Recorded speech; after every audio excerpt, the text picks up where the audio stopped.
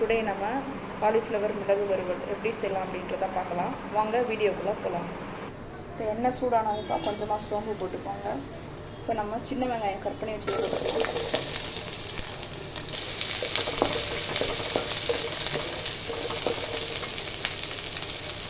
இப்போ கருவேப்பிலையை போட்டுக்கலாம்ப்பா. இப்போ நம்ம மீடியம் சைஸ் தக்காளி ஒன்றா குட்டி குட்டியாக கட் பண்ணி வச்சுருக்கோம். இதையும் நம்ம சேர்த்துக்கலாம்.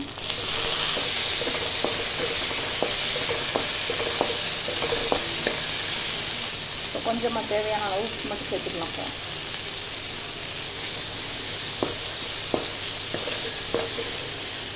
தக்காளியெல்லாம் ஓரளவு வதங்கினாக்கா இஞ்சி பூண்டு பேஸ்ட்டு கொஞ்சமாக சேர்த்துக்கோங்க.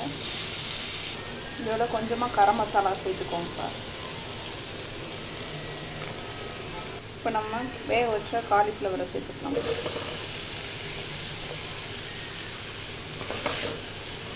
இதில் நீங்கள் மிளகாய் பொடி சேர்த்துக்கலாம்.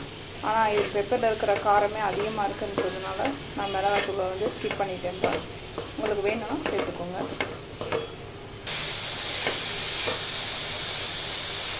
இப்போ நம்ம பெப்பர் மட்டும் சேர்த்துக்கலாம்ப்பா.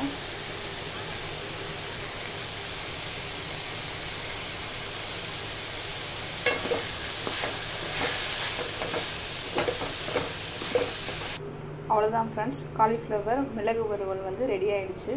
நீங்களும் இதே மாதிரி ட்ரை பண்ணி பாருங்கள். இந்த வீடியோ பிடிச்சிருந்தா சப்ஸ்கிரைப் பண்ணுங்கள், லைக் பண்ணுங்கள், ஷேர் பண்ணுங்கள், கமெண்ட்ஸ் பண்ணுங்கள். பாய்.